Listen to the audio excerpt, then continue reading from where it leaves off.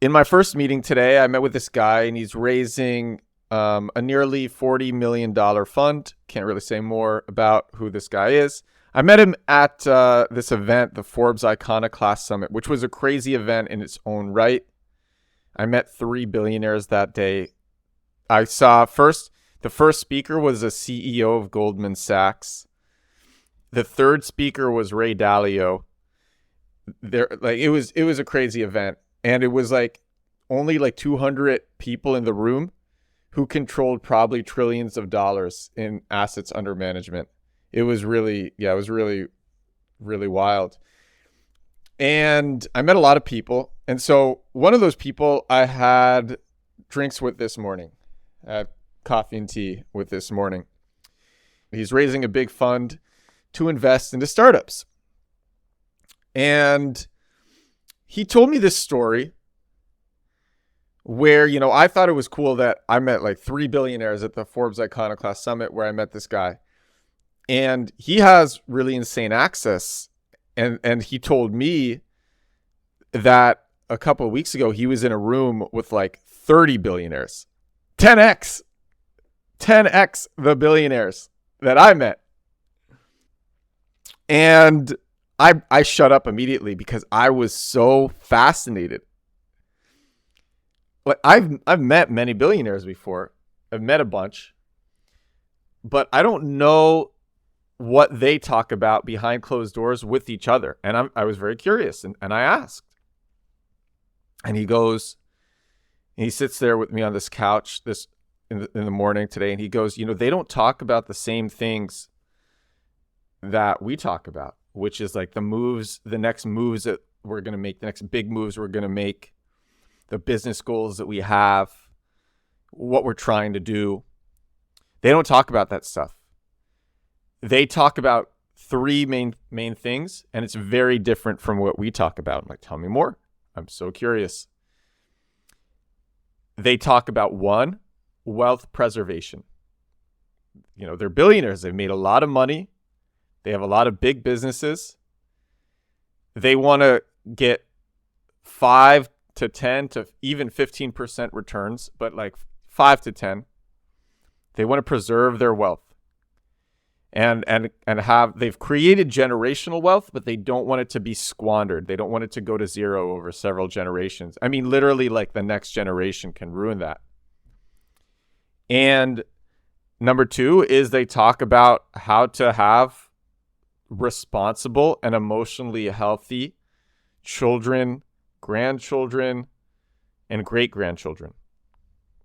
Mostly grandchildren. They've already had their children. Most of them already had their children.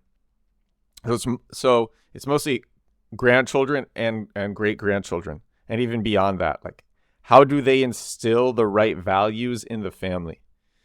Because one of the quickest ways, or one of the most surefire ways to squander billions of dollars is with irresponsible family members. And so that was number two in what they talked about. And then number three, probably not too surprising, it's philanthropic efforts. How they can make a difference, what they can donate to. And I thought that was really interesting because, like I said, it's not often that, or it's literally been never that I've been behind closed doors, just being a fly on the wall, getting to watch billionaires talk to other billionaires. I've met so many, but I'm not a billionaire, so we don't talk about the same things. For me, it's like, what am I doing? Where am I going? What am I learning? And what am I learning about business? And for them, it's like it's preservation and it's family responsibility and philanthropy. So I wanted to start today's pod, episode number 13, The Edward Show, with that story. Thought it was a cool story. Hope you enjoyed it. And then the other thing that I want to talk about today, this was the original topic for the show. And I just had that cool story. I'm like, I got to share this story because it was something interesting that I learned. And I like sharing interesting things that I learned. Topic number 2 is top of mind awareness. Who here knows what top of mind awareness is? I'm going to tell you. Top of mind awareness, I mean, I've talked about it in previous episodes. So some examples that I always give, if you think about, like, if you think shoes, you think Nike. If you think fast food, you think of McDonald's.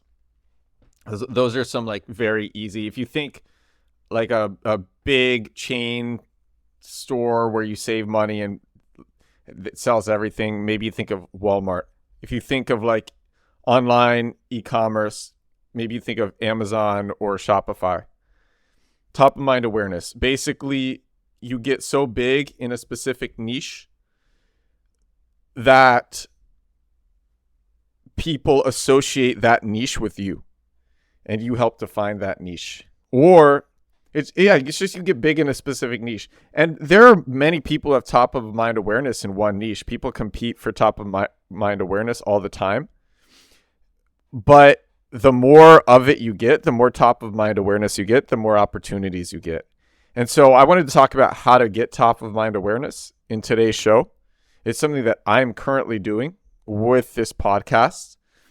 And it's something that I think about a lot because I've done it with search engine optimization. I've to a good amount, but not as much as I've seen like other people, like say like Rand Fishkin, the founder of Moz or something. I used to have pretty good top of mind awareness with crypto because me and my friends, we created Play to Earn, and I ran the biggest blockchain meetup in the world. And like many years ago, I had top of mind awareness when it came to creating like viral YouTube videos because I was an early viral video producer on YouTube, and I did that for a few years. But I haven't had top of mind awareness that's breached like the people who like the real opportunities unlock when lots of people that you don't know associate a niche with you. That's when the real opportunities unlock. And that's now what I want to get to. Here's some examples. I actually love this example. So there's a TikToker. Her name is Miss Excel. She got famous for making TikTok videos where she taught Excel in fun ways, Microsoft Excel. And she was monetizing with just a course at the beginning, but she gets all sorts of crazy opportunities. One of them might be like someone messages her from Target, and they're like, I work for Target corporate training. Like, how do I get 25,000 seats for one of your courses? And then literally all she does is like rebrands an existing course and says like the word Target in it, and charges like a lot of money for something like that. There's another story of a guy, he teaches like a growth mindset, and someone from like P&G from Procter and Gamble will. I heard these examples from My First Million, like my favorite podcast, and I think I just love them because this guy, he has top of mind awareness for like the growth mindset, and someone from Procter and Gamble will reach out and be like, hey, we have 50,000 global employees. We'll pay you $100,000 a month retainer to come speak at our headquarters once a month. You know, and that's when you get top of mind awareness in a specific niche, and the craziest opportunities unlock for you. Joe Rogan, I mean, selling to Spotify for $200 million because you're top of mind for podcasts. That's like an easy example. And a lot of people don't know how to get top of mind awareness, but it's actually really easy. It sounds hard, like to get to be Joe Rogan or Miss Excel or the guy with the growth mindset. It sounds really hard, and it's not as hard as you think. It just requires patience and consistency. And that's what a lot of people lack. And that's what I didn't realize over the last 10 years, but that's just what it is. It's just patience and consistency. So I'm going to continue giving this equation.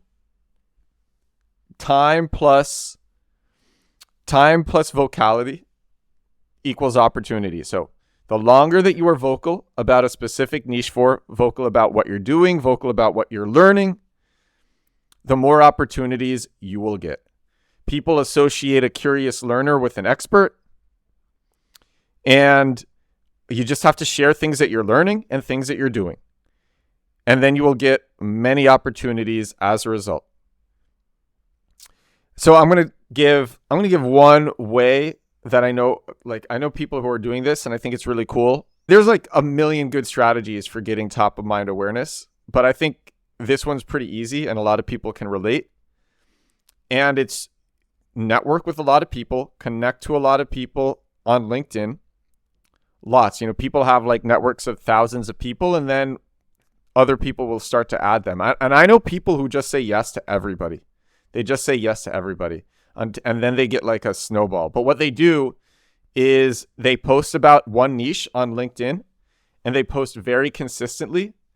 And then they get these crazy opportunities. So I have a friend, her name is Vriti, and she works in edtech. She works in education technology. She frequently posts about new tech in edtech. For right now, it's AI. Before it was Web3, but it's always in education technology. And she's been getting she posts often. She's been getting really well known, and she tells me about the opportunities that she's getting. And her opportunities are to go work with the biggest names in education. She gets just the craziest opportunities in her niche because she consistently posts about what she's learning, what she's doing on LinkedIn, and she meets people and they add her on LinkedIn, and she gets amazing opportunities as a result. And so I guess what I'll end episode number 13 with is I tell people, and this is advice that I give myself, and then I'm constantly questioning with myself just to really make sure, because I think it's so important. Work on something that you love, because then you can do it for a long time. You can talk about it for a long time. You can be obsessed about it for a long time.